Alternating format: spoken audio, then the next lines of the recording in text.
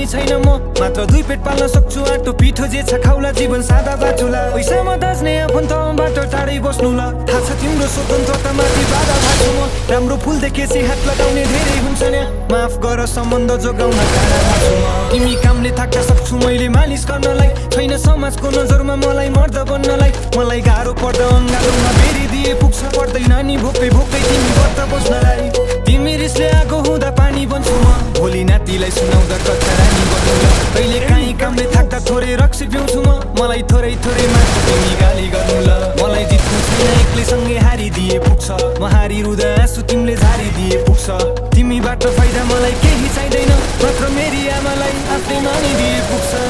आउनु भयो तिमी फर्केर बसिरहन्छु म पर्खेर तिमीलाई नै सम्झे